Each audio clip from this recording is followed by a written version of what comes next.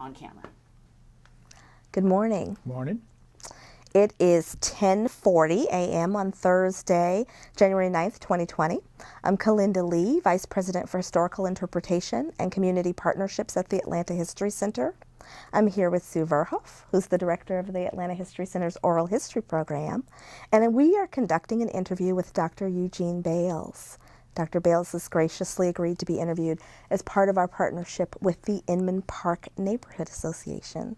Thank you for being here. Yep. It's a pleasure to be here. Thank you. So I'm going to jump right into your big Atlanta story. I understand that you are a fourth-generation Atlantan. Yeah, that's right. My grandmother grew up on, it's called Mason Avenue, I think, originally. It's Lindbergh Drive now. And the house still stands there at the corner of Spring. I think it's Spring Avenue and Lindbergh. Yeah, but they had moved up here, I guess, around 1900 or something like that. And Nama attended Washington Seminary, which was a girls' finishing school that's located right at the Expressway and Peachtree Street, where the College of Art, Savannah College, is that what it's called, is located now. And it eventually became part of the Westminster schools when they merged with the North Avenue Presbyterian Church Boys School at some point, and Westminster came from there. So you have a long and rich history here. Well, mine's only a part of that, you know. I hadn't been here since 1900. Not me. Oh, yes. Yes. Can you share a little bit about your upbringing in Atlanta, both in Inman Park and also, around Atlanta in terms of other communities and connections that you have? It's a big question. Yeah. Well, I was born in the house where I live now, in Inman Park. My grandmother and grandfather bought the house about 1930 or something, 32 or something like that. They had been living over near Candler Park. There was a widow there, Mrs. Benning. In fact, the street is named Benning Avenue there, and that house still stands, and they had rented from her. My grandmother's uncle, I believe it was a pharmacist at a store called Pendergrass, a pharmacy called Pendergrass and Pool, which is right on the point of Seminole and Moreland Avenue in Little Five Points. And he was there because they had an uncle who, Mr. Austin, who lived there in Inman, well, in the Little Five Points area, and he had encouraged them to move into that neighborhood. So Nama and Papa bought the house, and they bought the house and the adjoining lot. I don't know how much they paid, but had an appraisal from the city that in 1937 it was $1,250 for the house and the two lots. And so I was born there. The neighborhood was stable. It was basically working class people. They worked either at the Atlanta Stove Works or over at the Grinnell Company, which was on Highland Avenue. There were some other neighborhood employers. The Pullman Company had a large facility down off of DeKalb Avenue, and my father worked for a while at Grinnell, but then went down to the Pullman Company, and they were beginning to air condition rail cars, passenger cars. And Daddy started studying air conditioning and worked for them for years until the Second World War. And then the Second World War period, Mama and Daddy both went to work for the Bell aircraft. My father had a defective heart, congenital problem, and had a deferment, and so they worked for Bell aircraft. As early as I can remember, there were not many men in the neighborhood because everybody was off to war. There were a few. My grandfather, who was a bookkeeper at the Grinnell Company, gave up his job there. He had a deferment too because of age. He gave up his job so that one of the women in the neighborhood could take a job bookkeeping, and he went to work as the civil defense neighborhood. They had neighborhood civil defense air raid warden type people in that period, and he did that and was a night watchman at Grinnell.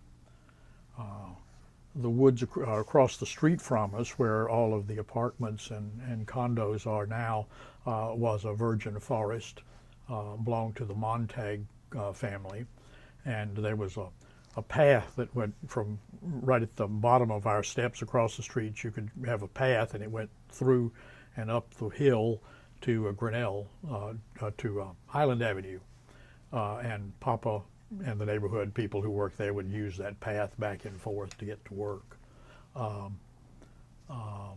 The neighbors were Mrs. Wilson and Pete Wilson, who lived next door. They'd moved in 1914, I think, or somewhere right in that period. Uncle Will and Aunt Mamie, and we just called them Aunt and Uncle because they were good friends. Mullinax lived at 853, which is across lake from us. There was, let me see, at the bottom of our driveway on Lake Avenue, there was a two-story house, a building, which was a dry cleaning company that belonged to the Sagems. Beyond that, there were 2 or 3 houses that went on down towards Elizabeth Street. All of those were across the street, nothing on our side. Behind us, there were the back parts of the lots that belonged to the houses that faced out onto Elizabeth Street. The only ones I can remember living there were the Leathermans, because they had 2 or 3 children, and they could come across the backyard and just down the hill to play with us.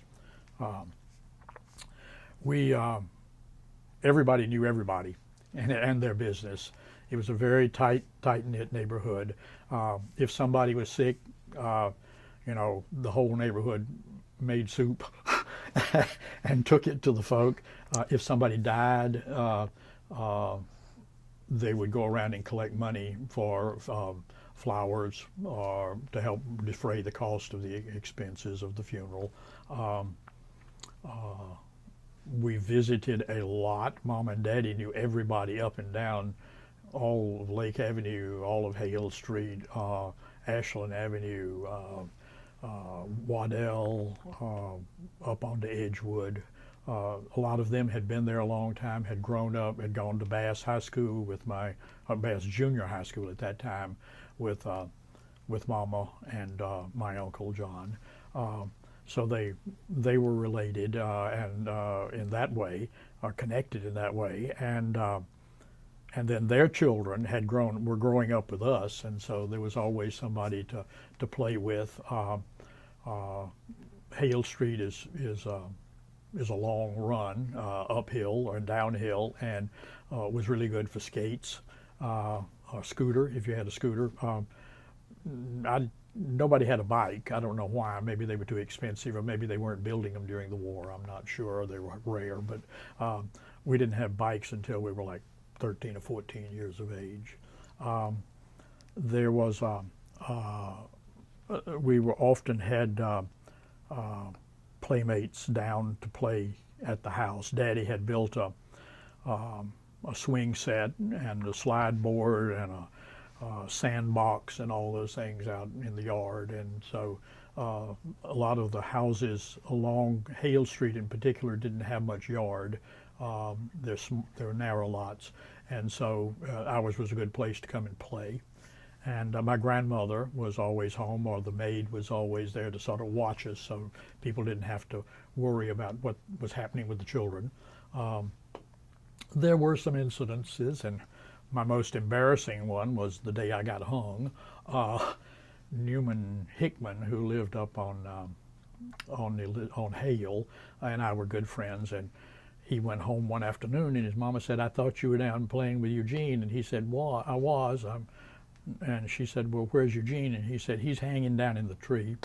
And she said, "What do you mean he's hanging in the tree?" He said, "Well, we were playing cowboy and Indians, and he robbed the bank, and I hung him." And she said, "Where is he now?" And he said, "I left him in the tree."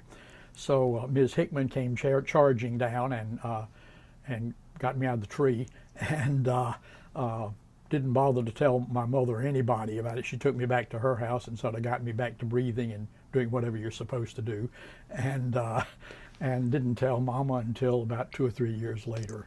So I got some injury to my glands in here from the hanging, but that was the only only exciting thing that happened that day. Now y'all are laughing. You're not supposed to do that. Let's see. We always had help at the house, and very often they would bring their children or their grandchildren.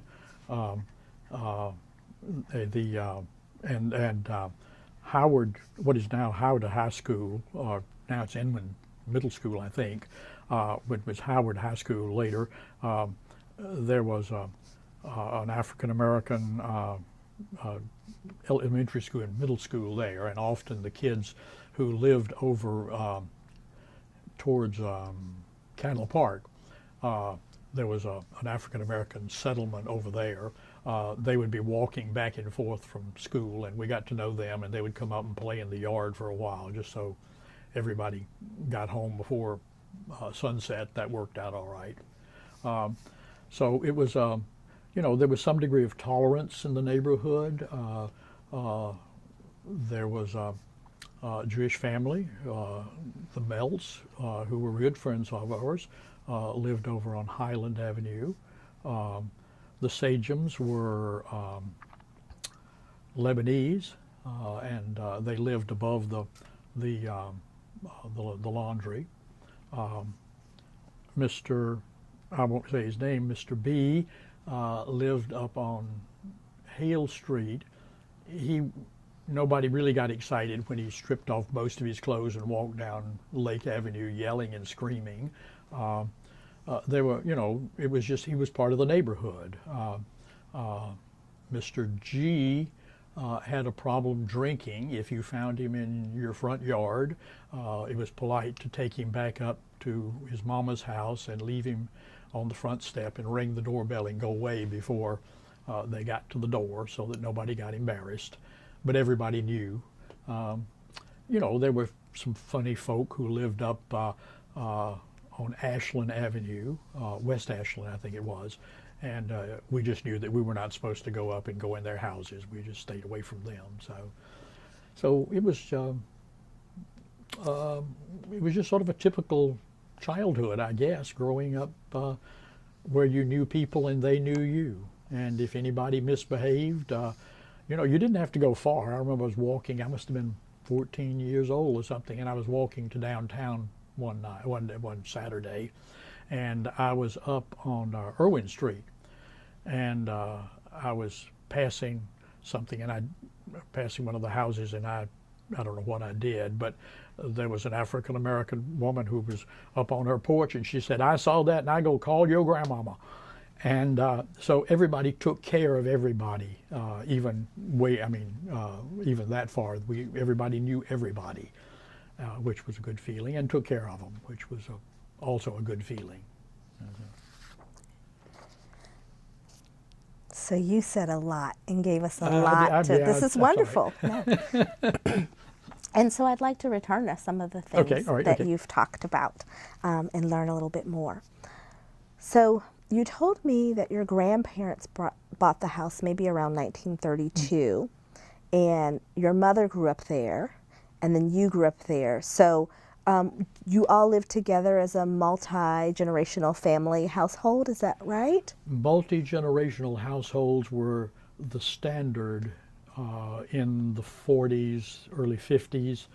Part of it, I guess, out of necessity. There was a lack of housing because of the war was going on. There was a big influx of people into Atlanta to work, mostly women, because the men were off somewhere fighting in the war.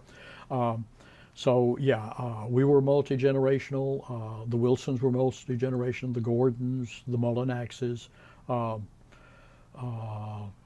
I think the Carvers were multi-generational too. I'm not sure about that. But yeah, it was sort of the standard because one, you were recovering from the Depression.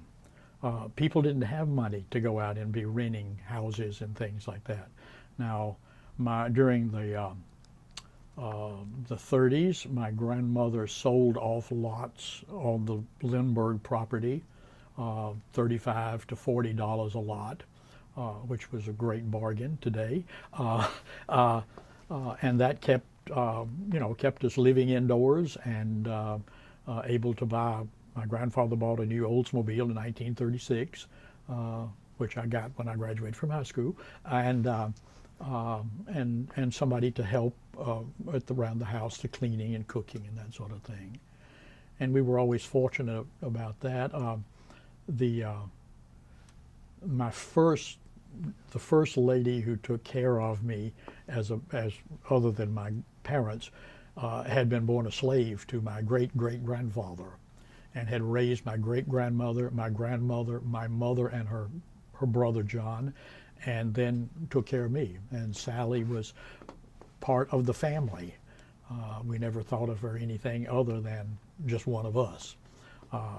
And really sweet woman. And the other people we had as help were stayed with us for several years. It wasn't a come and go. It wasn't you drop in once a week or something. You saw them every day. And one time, Papa was coming from work over at Grinnell one night, cutting through the woods, and somebody set upon him and beat him up. And my grandmother had to restrain Beulah, who came charging out of the kitchen with a big butcher knife, said, "I'm going to get those folks. Nobody picks on my people." So there was a feeling of good relationships between black and white that is difficult to understand unless you lived through that period. But it was, anyway, I'm telling you. Go ahead. You had another question. No, well, you were going in that direction, so let's go in that direction. So one of the things that you were talking about just now was, and a little earlier, as you said, that you had help. Mm-hmm. And so I had a few questions, a couple practical questions, and then a little bit more. So the people who were working for your family, the African-American domestic workers for your family, did they live in the home with you? No. Where did they live? Let me see. Johnny May lived out off of, what is that street? It was near Stewart Avenue somewhere, near Stewart Avenue. Sally, the one who had been born the slave, lived up off of Auburn Avenue, not too far from the house. I'm not sure where Beulah lived. Those are the three I can particularly remember, yeah. So would that have been typical in your neighborhood for people to have domestic helpers who lived? No, again, it's because Namaw had this other income coming in from selling the properties and that sort of thing. And so, we were the first one in the neighborhood who had a television set. My grandmother bought it for my 12th birthday. And so that really attracted a lot of people to come in, because nobody had ever seen anything like that. And so the neighbors and the children would come and Kukla Fran and Ali, or whatever its name was, and the wrestling matches. Wrestling matches were really big stuff. And my grandmother and Ms. Wilson next door were addicted. They would, wrestling match night, 7 o'clock. Hey, you better not be wanting to see anything. Of course, there wasn't but 2 television stations anyway, so there wasn't a lot of fighting you could do. You either watch that program or the other program. So that would have been a little bit atypical in this working class community to have Servants, not only servants, but also some of the other kinds of things that you were talking about, extras, some of the extras, if you will, yes. They're like automobiles. Papa had an automobile. Mr. Wilson had an automobile, an older model. Uncle Will and his brother Fletcher were in the house painting business, and they had an old beat-up truck. I don't know of anyone else in the neighborhood who really had an automobile of any sort. And the neighborhood was not oriented towards that. If you look along Hale Street, the driveways are non-existent. The old ones, there've been some that have been put in or made in. You make a driveway, but on-street parking, it was what was there. Up Lake Avenue, the same thing. The neighborhood was built. It wasn't built for automobile. It was built for streetcars or public transportation. And we had a streetcar, old trolley car that came. The tracks came down Irwin Street. They circled or made a left turn on Randolph Street, I think it is, and then immediately turned right and went under a tunnel that's now under where the Beltline is, and came down West Ashland Avenue and joined in at Lake, and then went down Lake Avenue. The end of the streetcar line was at Elizabeth Street, and that's why they had to get out and change the trolley wire connectors from one end to the other, and then you change the seats too. The backs were this way, going one way, and when they turned around, they flipped them, and the backs went back this way. And if you were riding the streetcar and there wasn't anybody on the streetcar, by the time he got down to Randolph Street, he would let me or whoever wanted to go by and do all the seats, which were thunk, thunk, thunk, thunk, which was fun. So that was, it was public transportation oriented, and we're sort of making the same big circle now, hopefully, back to that kind of thing. So this is interesting to me as you talk about the way that public transportation moved through the community. And then a few minutes ago you were talking about even with playmates, how people from adjacent communities often played with each other and kind of moved through Inman Park. So I wanted to know a little bit more about that. Are there communities that you can remember or neighborhoods that you can remember visiting a lot as kind of kids from Inman Park, or people coming into your neighborhood a lot, either to play or even for commerce or for work? It seems like there's a kind of close-knit in-town community relationship. Little Five Points was the focal point, I guess. It was the commercial center that everybody used. There was an A&P, if I remember correctly, up there. There were 3 movie theaters at one time. The Euclid, the Little Five Points, and I think it was called the Palace. The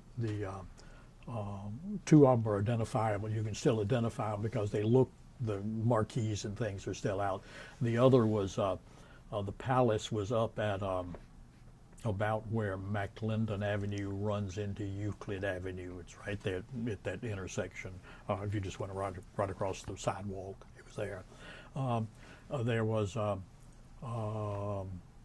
2 drugstores, Dr. DeKoff, and then Pendergrass and Poole was still there. There was a public library. a Miss Georgia ice cream parlor. Don't remember. Oh, there was a chicken place up there. My grandfather would not eat chickens he didn't see killed, and there was fortunately a chicken processing, or not chicken processing, but a company that's a business that sold fresh chickens and whatever up at Little Five Points, and you could go up there and they would pick out your chicken and you picked it out and they would clean it and dress it for you right there, or you could take it home and do it yourself. You carry it home, get out in the backyard and chop its head off, throw a bucket over it, wash tub, and when it stopped flopping around, you took it out and cleaned it, which was a smelly process. Have you ever been to a chicken process cleaning it? You know, you get boiling water and drop the chicken down in there, and boiling chicken feathers don't smell good. Anyway, so Little Five Points was sort of the commercial area, and so you had people who were interacting there from various neighborhoods.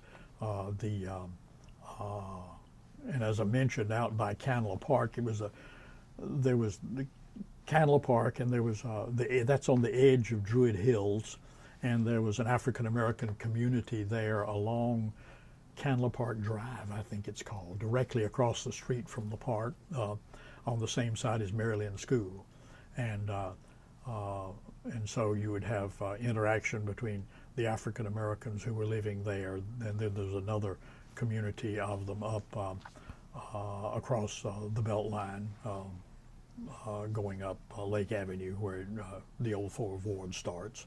So you'd get the people from Candler Park coming in. You had people who lived along Moreland out to to Druid Hills. I mean, I'm not sure where. You'd have to go over to Emory to find a grocery store. There were little neighborhood grocery stores and sundries and that sort of stuff all over. You could find those. There was one little Mr. Hudgens had a grocery store down the street there at the corner of Elizabeth and Lake, Austin. Mr. Merrill had a sundries shop down there. I'd already mentioned the laundry. Mr. Gordon had a men's hair shop down there. There was the bar, the local neighborhood bar, all that. There was another similar community, conglomeration of businesses, butcher shops and that sort of thing up on Euclid Avenue, right where Hurt intersects, and Poplar Circle. Between those two, there was some shops there. So, but you'd get people who could use the local stuff, but then if you wanted some heavy-duty food, or you wanted to go to the movies, or you wanted just to have a day out and have an ice cream, you went to Little Five Points, and there you interacted with other people. There were people who were moving from place to place, and the streetcar, like I said, ended at Elizabeth Street. So if you lived on Austin Avenue or further out up towards Euclid, and you wanted to get to somewhere in the old Fourth Ward, what is now the old Fourth Ward, you'd walk back and forth. I mean, you know, by the time you walk down to Elizabeth Street, you might as well just walk 2 more blocks. So you had people who were moving back and forth within the neighborhood, our neighborhood, to get from other neighborhoods back in, point Euclid. Lake and Austin is sort of a main, they're continuing same street really with different names that cut through there. So it's sort of a main street that you would see a lot of traffic, foot traffic on. So let me check in about what I'm hearing. This is a really interesting portrait that you're painting, because it sounds like you're describing Inman Park as a kind of hub where people are living. And I've heard stories before about people's homes and about the connections between neighbors in that way as a residential space. Mm-hmm. But it sounds like you're also talking about a kind of bustling neighborhood that is both residential and commercial and a transportation hub. And I see a different scene, I think, than I'd seen before in my head, of people moving within and through this community with some regularity. people who are part of the community or just using the community resources in various ways. Do I have that right? I think so. I think you're right on it. Our house faces right onto lake. The porch is right there. And sitting on the porch used to be what people did, mainly because it was cooler than staying inside before we had air conditioning. But yeah, you'd be sitting out there and people would be coming by from various neighborhoods going from here and there. And, you know, people were nice to each other, and we always spoke to folk, and you see people coming along, and people would come up and you know, sometimes they'd say, do you have any water I can have, or something like that. You know, I mean, that it was just sort of, there were always people out moving in the street, and that's one of the things that we lacked for a while. We're getting more of it now that the neighborhood is changing. But now it's mostly joggers or people who are pushing the buggies for the babies or the dogs, you know, that sort of thing. So you don't see as many people out walking, but that's sort of standard all over the world, I guess. But yeah, there was a lot of movement, and you had people coming into the neighborhood too from other places. The railroad was very active, what is now the Beltline, you know, it was not at all unusual for hobos or transients of various sorts to be seen in the neighborhood. And you know, they would, very often they would come to the house and knock on the back door or something. And, you know, my grandmother always had a biscuit or something left over from breakfast or something, but you never sent them away hungry. You know, that just was not what was done. And that was true among all the people in the neighborhood. You know, if you had some extra food and somebody came, then you helped them out with it, you know. And this, excuse me. I'm going to switch tack for a second. Pardon? I'm going to switch tack for a second. Okay, sure. Okay. And ask you a little bit more about key institutions and places that figured prominently in your life. You've done a wonderful job of telling us about various businesses and their owners. And I'm wondering if any stand out for you in particular as really key institutions in your upbringing in Inman Park. Were there, you know, churches or a particular business or anything like that that springs to mind? Yeah, just when you were saying that, you know, the first one that popped into my mind was the church. Inman Park Baptist Church was where we went. It was a large Baptist church that stands about where the MARTA parking lot stands now. But it wasn't just at the church, at the Baptist church, because the Mullinaxes went to the Methodist church. I had some school friends who went to a Church of God that was located up on Euclid, right where Euclid splits off of Edgewood Avenue. And when you had Vacation Bible School in the summer, the churches coordinated. So we went to the Vacation Bible School with the Baptist a couple of weeks, and the next couple of weeks we went over to the Presbyterian church, and then the Methodist had one, and so it occupied the kids all summer long. And of course you were getting different people and different views on the church itself by visiting and interacting with all of these people who viewed the world in a different way. So the church is a major factor. It was, and church was very active in those days. There was Sunday school in the morning and a service. Sunday night there was a service. Wednesday night there was a service, usually with youth activities and food. Thursday was choir practice if you were in the choir. So there was a lot of stuff going on to keep you occupied all the time through the church. Second to the church, I'd say, was the school. We went to, my sister, my brother, and I went to Moreland Elementary School from kindergarten through the 7th grade was the structure of the school.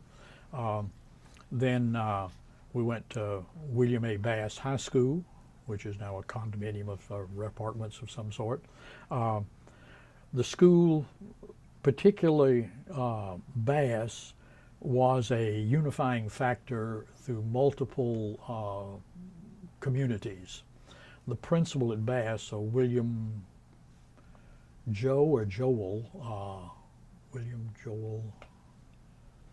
what's his name?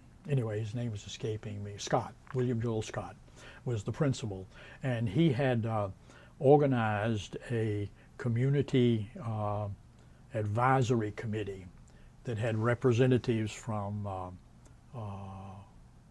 what is now Inman Park, Canla Park, out somewhere just, I don't know what you'd call the neighborhood. It's out Moreland Avenue, just past DeKalb Avenue. Anyway, there were representatives from all of these various communities that fed into Bass High School. And this committee group met every month, and they planned made plans for things that would unite the communities, that would keep the schools, to find out what the schools were doing, to express their concerns about the curriculum and the programs that were going on. So that was a very strong organizing factor in the whole of the Bass community, whatever their catchment area is. Those are the two big institutions that I can think of. There were other things that were exciting, like one of the favorite things was up on Highland Avenue, right where Soto is now, or right beyond it, whatever the free, Soto, right where Soto is. There was the Popsicle Redemption Center, and if you saved enough popsicle sticks or wrappers, it was the wrappers, you saved the wrappers. If you got so many wrappers, then you could go up and redeem it for goodies of some sort, pencils or yo-yos or whatever. And of course, Montag was doing the same thing with the Blue Horse coupons. School supplies often had the picture of the Blue Horse. You cut that out, saved enough of those, you could even get a bicycle if you saved like 50 million of them or something. That was a favorite place, because you could walk up there and redeem your popsicle wrappers real easily. Those are that's the only place I can think of that was really exciting to go to. Okay. So you have the schools where people obviously from the neighborhood are coming together, and they're spending, and also the connects you to other neighborhoods. Mm-hmm. And then you have the churches, and then you have kind of more informal, particularly among children, like the playing and things like that connect you to other communities. I just want to check in on something really quick. You were talking a little bit a while ago about not necessarily integration, but I think the term you used was tolerance. And you talked about people of different backgrounds coming together, and then you were just talking about the churches. I was getting the impression that in the more informal settings, people were playing together and things like that, and that it was the institutional levels, and as people got older, where those things were segregated, mm-hmm. clearly segregated. But I wanted to check in and make sure that I got that right. So I know that the schools were segregated, but for example, with things like Vacation Bible School, or things like the movie theater, or the... Yes, they were segregated, yeah. There was... integration had not struck, that's what I said. No one really understands the relationships between blacks and whites unless you lived through it in a certain way. I guess that movie, Driving Miss Daisy, it gets a pretty good picture. When Sally was sick, we went over and took care of her rather than her coming to take care of us. When Sally died, her family called us the first thing and said, "Sally's dead, and we want you to be at the funeral, and they saved a place on the front row, and we rode with the family to the funeral. I mean, to the cemetery. She was part of the family, and same thing with Johnny May. It was just that we all really loved each other. We knew that there were boundaries, but no one really ever talked about the boundaries. The only place I remember colored and white water fountains at Sears Roebuck. I remember white sitting in the front and black sitting at the back. No one ever said anything about it. It just, in front of me, it just all sort of happened because that was understood what was going to happen. We grew up not allowed to speak ill of other people for their religion or their color or anything like that. And I think that was prevalent in the community. I never heard anybody my age use the N-word. It just wasn't done, you know. We played together. We would, well, eating, that was always one. The yard man, you know, they carried the food out the door, fixed his plate, took it out, and he ate outside. He always asked my grandmother for a jar of pickled peaches. She canned a lot, and when he came and did some work, he'd always, "Can I have a jar of your pickled peaches?" And Sally, the maids usually ate in the kitchen, but we all ate in the kitchen. You know, nobody had a dining room. We were multi-generational. Every inch was used for something. So usually we ate, and then Sally ate, or whoever was there. You know, was they didn't sit down to eat with us, but they ate after we ate. I want to jump forward Okay. several years and talk about changes in the neighborhood. We've talked a lot about childhood, Yeah. which was wonderful. But let's look. I mean, gosh, you must have seen a lot of changes in the neighborhood over 83 years. So first of all, let me ask: have you always lived in the neighborhood, with the exception of when you were schooling, or have you lived elsewhere at any point in time? I've never lived anywhere else. This has always been home. So, in thinking about the changes in the neighborhood, are there kind of key moments that spring to mind for you as moments of change or time periods of change, whether it's about, you know, since we were just talking about relationships across race, at some point it became more integrated. At some point, you know, I understand housing structures changed and some of the houses were chopped up into apartments. At some points, you've talked a lot about now things coming full circle. So what are the key moments for you?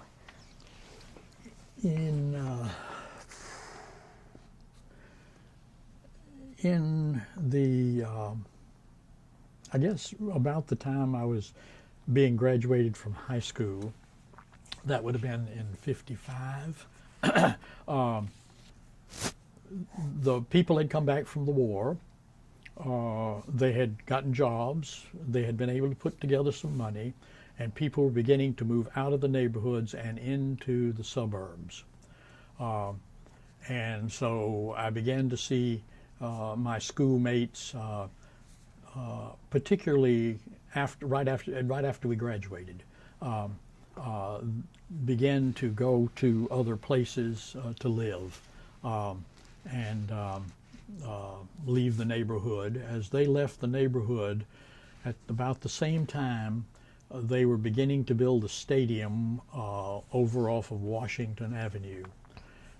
And those houses over there had been long before broken up into small apartments or houses, rooming houses. And so people began to move from there over into Inman Park, into the neighborhoods, to the big old houses particularly. So they began to see that major change. I had a paper route, and so I saw a variety of folk in the houses. The old Winship house up on Edgewood. I remember having a couple of customers there who didn't pay very regularly, and they all lived. Their apartment consisted of one room, and there was a common bathroom down the hall. On the other extreme, the widow of the chief counsel for the Coca-Cola Company and her butler and her maid lived there at the corner of Waverly Way and Elizabeth Street, and they always paid on time. She even sent the butler down with a tip at Christmas time. So there was a wide range still in the neighborhood at that time, but it began to change more rapidly. And I remember the church, Inman Park Baptist, had a lot of ministry and trying to provide help to families that were living along Hurt Street, and particularly right near the church, and over on Elizabeth Street, where the whole family, mother, father, and 2 or 3 children were living in 1 or 2 rooms. And so that was a major shift in that.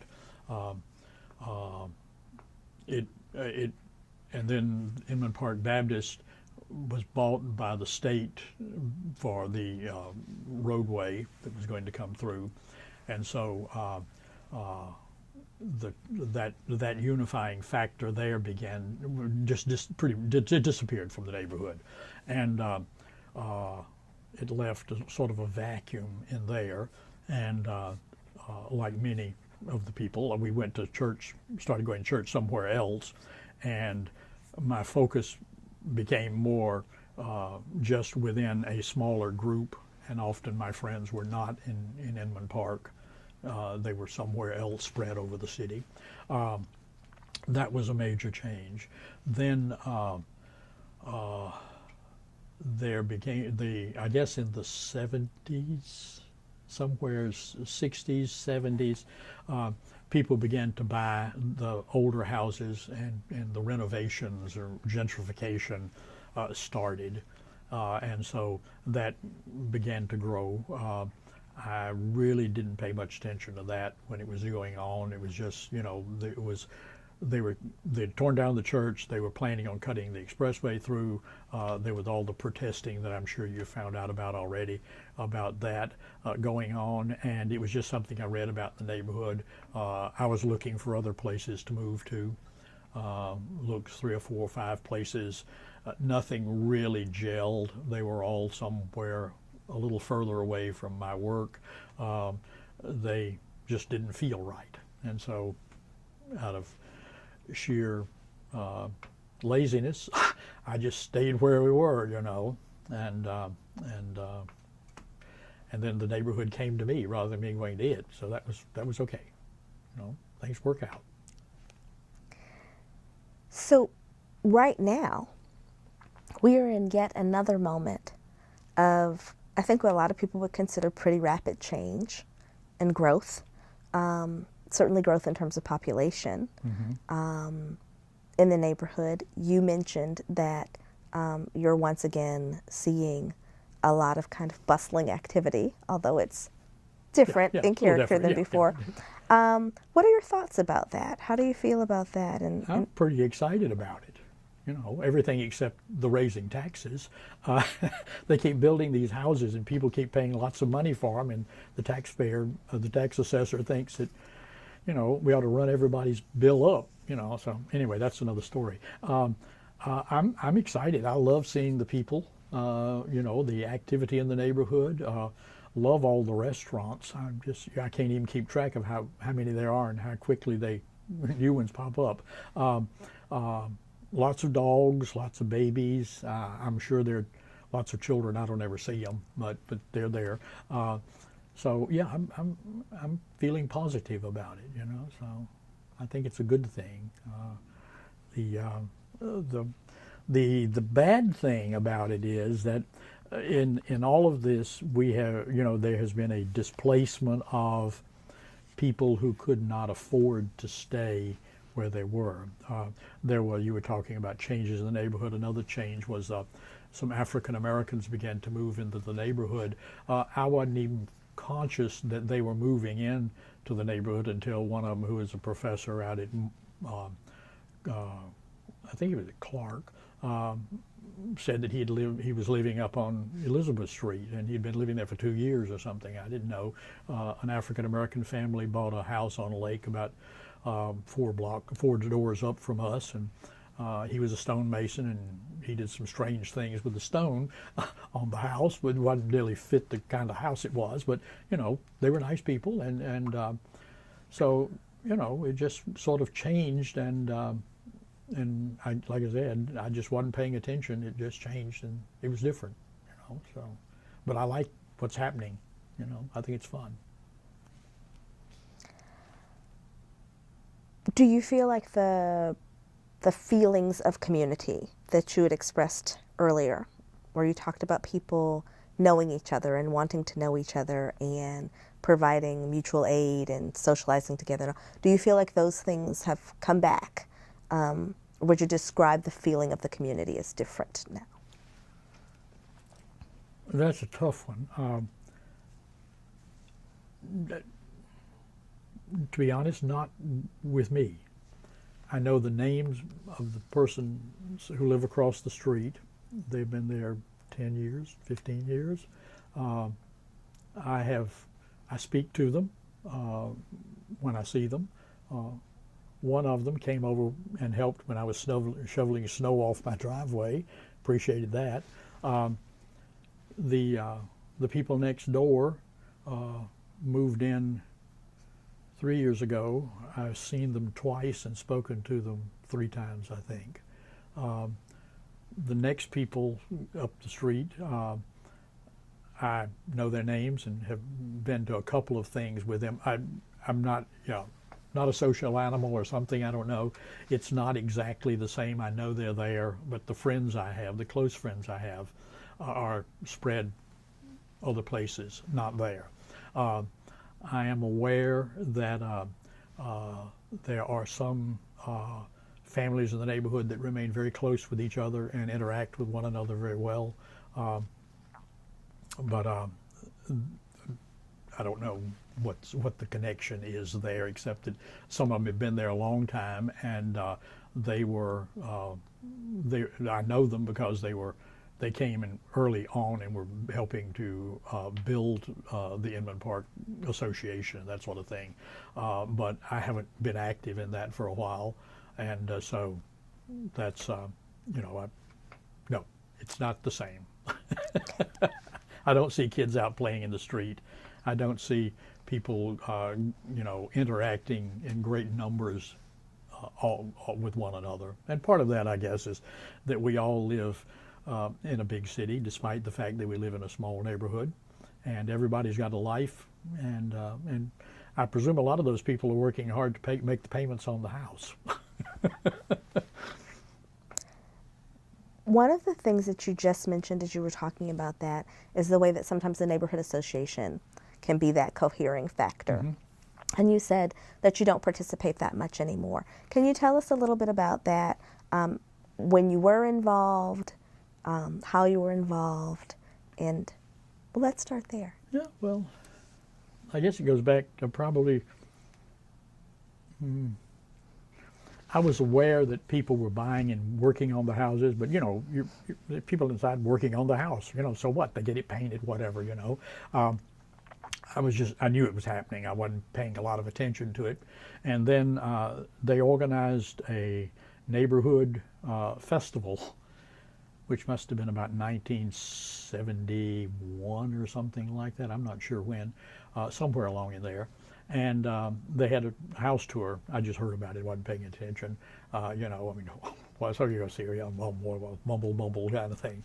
And but then I saw a lot of people in the neighborhood, and I heard about sort of what was going on. And so the next year I went, after the second one, and got to tour and see the houses, and that was interesting. And it was nice to see things being done to put the houses back and to bring the neighborhood back into shape. And times had been bad for a while because they had redlined the neighborhood. Even if we'd found a house somewhere else, nobody could have gotten a loan to buy our house, that sort of thing. So anyway, I saw that, went to the second one, and that was enjoyable, and went to the third one, the fourth one, the fifth one. I finally let the house. They asked me to put the house on up, and so we had a tour. Lady was on the tour. Once was enough. You got to do a lot of cleaning before, and there are a lot of folks tracking through your house after that. But so I got involved in going to the neighborhood meetings somewhere in there, and that was nice. They had refreshments. Sometimes they had dinner that you could buy from the church. They did it in the Methodist church, and the little church had they made up spaghetti and had a spaghetti supper or something and made a little money on that. That was nice, and it was sort of fun to meet the people and see what was going on. So it was good, and that went on until, I don't know, late 70s, early 80s maybe. The neighborhood got into the idea of a historic neighborhood, historic zoning, and a lot of regulations about what you could and could not do. Yeah. And it was, there was a lot of excitement about what was going to happen, but then there were a lot of people who didn't want to not be able to paint their house sea green trimmed in purple or something, so there was some difference in there. And I went to one meeting, the big meeting, and where the vote was going to be taken on the thing. And people were invited to stand up and speak yay or nay for the thing, and it went well, and there were some very articulate people, a lot of doctors, lawyers, and Indian chiefs around. And all was going well until there was an elderly lady who was not very articulate, and when she got to speak, but they had, it looked like to me, they had purposefully avoided calling on her. Because anyway, so she finally got the mic and spoke, and when she finished, the man who was presiding said, "Well, it's a public meeting, so I guess we have to listen to anybody who wants to speak." And that was not good in my estimation, so I got up and left, and then I have not really been back except for a few meetings since then. I assume and would like to think that it was only that one individual and his attitude, but I don't want to be associated with people who act like that.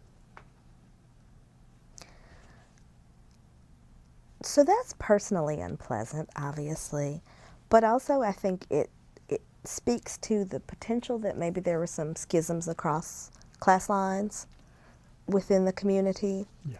Do you feel that that's persistent? I feel that there was. I think that it's mellowed out, mainly because there aren't any people who are living in Inman Park who don't have a fair amount of money. I mean, if you just bring it down to facts, it costs a lot of money to live in Inman Park, just to pay the taxes and to keep the place going, and to I mean, it just doesn't. So the poor people are gone one way or the other. And that's the problem with gentrification. I mean, how do we as a society balance that out, that there are people who have been in their home for years who can no longer afford to be there? The African American bricklayer up there, they held out until about 5 years ago. But then they just couldn't afford it anymore. And they had been there for 20 years, something like that. They'd raised their children there. And, it's a bad situation. And it's not just Inman Park, it's everywhere. I see it going on in the 4th Ward right now. That little old lady I mentioned earlier who called me down and said, "I'm going to call your grandmama," those houses are gone. I mean, the houses aren't gone, they're gone. The people who were living there are gone. Just all of a sudden, one night, both houses were vacant. And they were gone. Somebody's bought those and done them over. And that's not really right. Do you feel like the community loses something? What? Do you feel like the community loses something? I do. In that? Yeah, because those people, everybody, I said, everybody's got a story to tell. Everybody's a little different, and we all fit together to make a great story. But when everybody is vanilla, you know, it's sort of a dull world.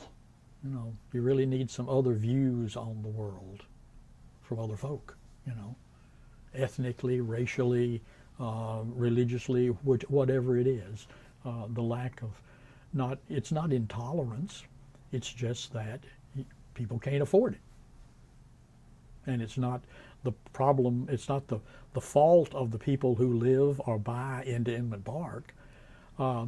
It's the fault of the greater society that has no way to take care of these folks, to deal with this problem. That raises a question for me about the neighborhood association.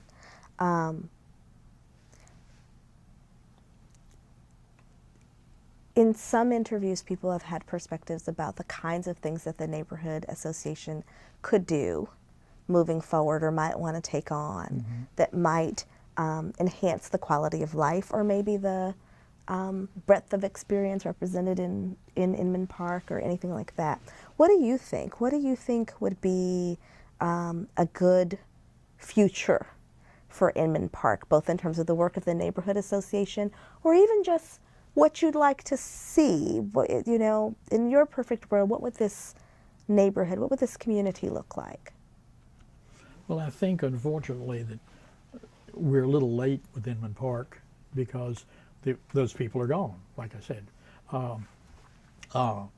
I think that we could serve, we are maybe serving as an example to other neighborhoods. I understand in Kirkwood there are 2 or 3 neighborhood organizations that have come together to help repair houses for people who can't afford it, put roofs on houses that people can't afford it.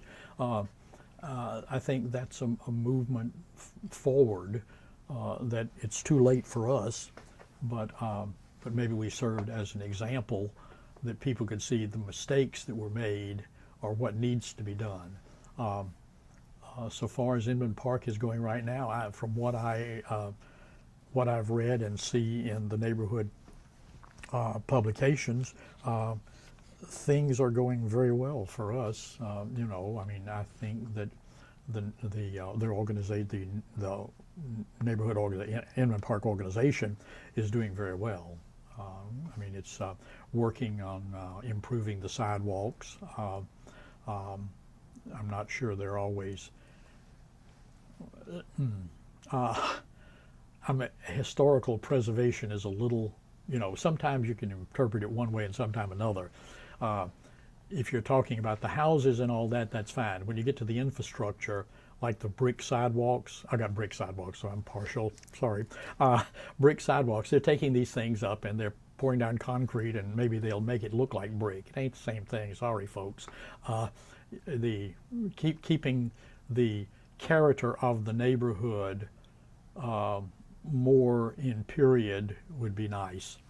Replacing the lighting with a higher quality, a better quality lighting, like Druid Hills has done. They've put in real nice looking night street lights rather than the big bright things. Keeping the sidewalks in period with wherever it was. They're different on Hale Street because when Hale Street was paved, it was a whole different time and you did it different.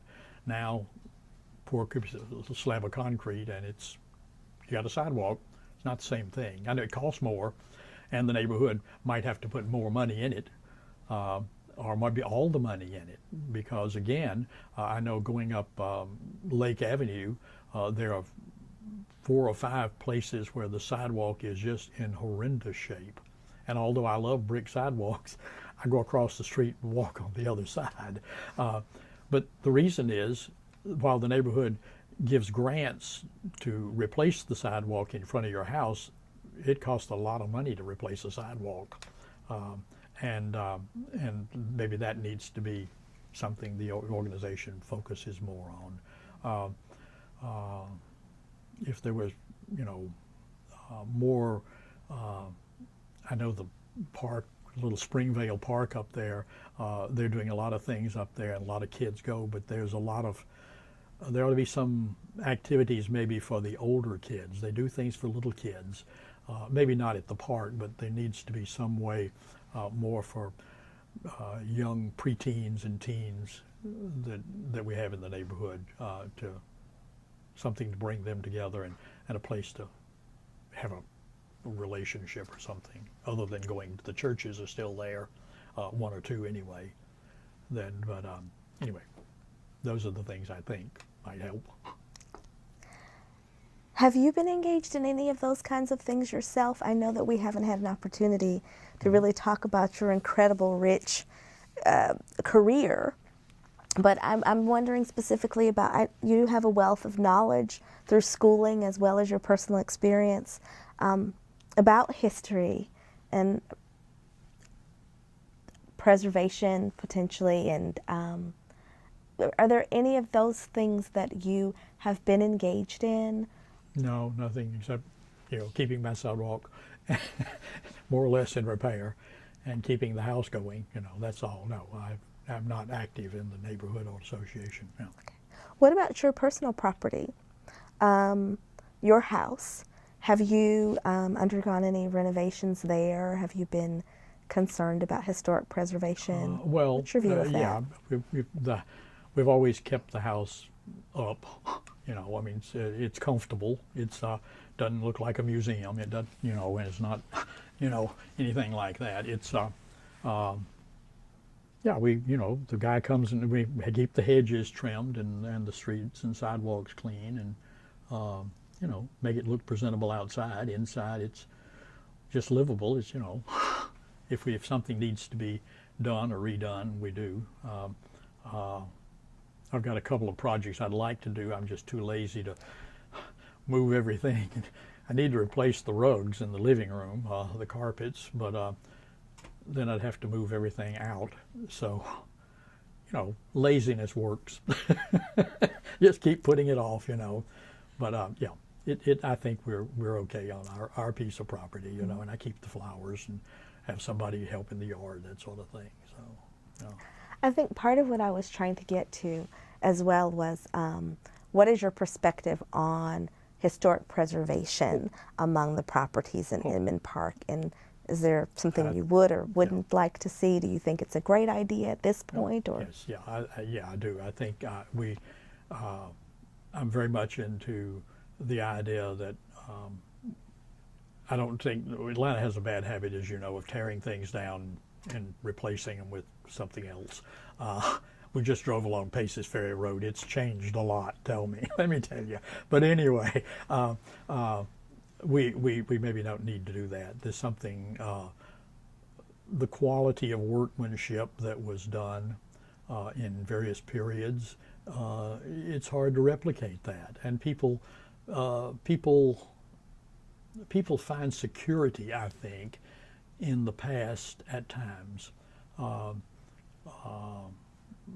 Right now, there's I think that people in a world that is very uncertain find a certain comfort in going to something that has been there for 100 years or 1,000 years and seeing it. People go to Europe. They don't go to Europe to see to London to see the new tower that went up, last week or last month or 10 years ago. They go to see something that's been there for 500 years. You go to Italy, anything that's less than 500, you don't even see it. Let's look at the 1,000-year-old stuff. And there's a comfort in knowing that there is an enduring quality. There's something that keeps on and on and on going on, whether we bother with it or not. Sorry. We'll edit that out.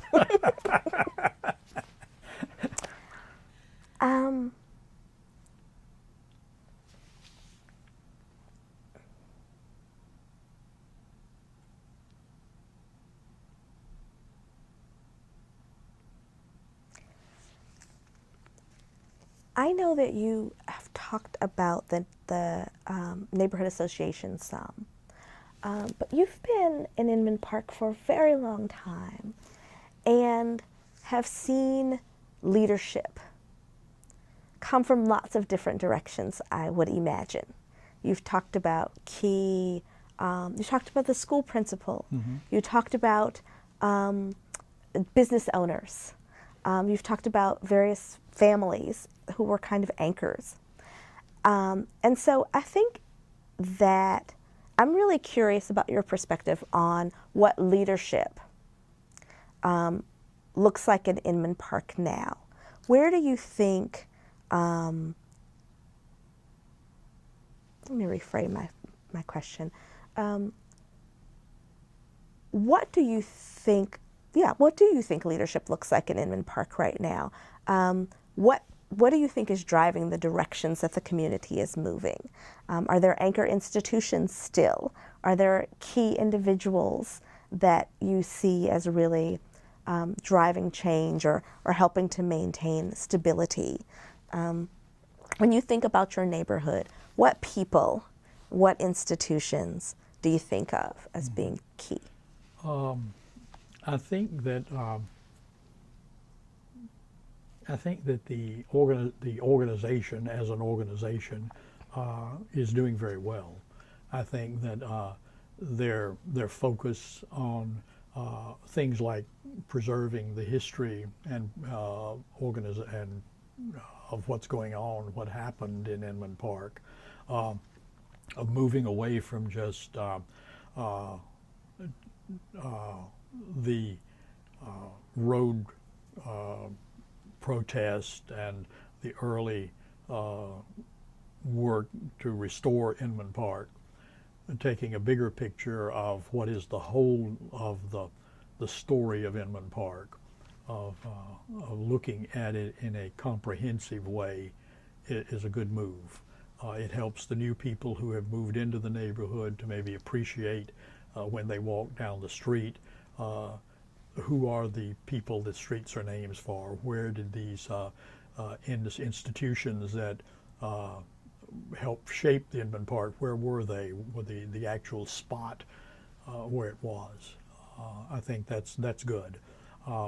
There are some people in the neighborhood that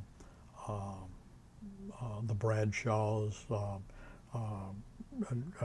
Midge and John Sweet, the Westricks, people who have been in the neighborhood a long while, who have been active and who continue to be active in shaping the neighborhood and have provided stability. And we have a lot of people who went through these periods of house flipping almost. People would move in, they'd be there 6 months or a year. They'd put in a new furnace and paint the living room and flip it over, and then there'd be somebody else. When Ms. Wilson died, her daughter lived there for 4 or 5 years, and she sold it to this couple. They moved in. They put up some fake gingerbread stuff on the front. They enlarged the kitchen. He was a chef, and turned the house over in 3 years. People that bought it lived there about a year and a half. They sold it. They'd repainted the outside or something. That's not good for any neighborhood, young, old, or whatever. And so those people who bought in and early and have stayed, they're good folks, in my opinion. We need more people, more stability. And that's one of the nice things. They built all those apartments and condos across the street. I don't know the people over there, but most of them appear to be stable. They've been there for more years than I care to admit, and that's good. That's a good sign. And they seem to be organized over there. They have yard sales and things, just as a small community within the community, kind of thing. So that's good.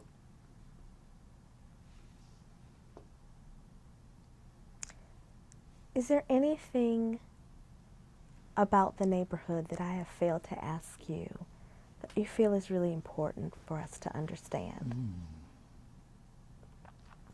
No, I think you pretty well covered it all, all I can think of.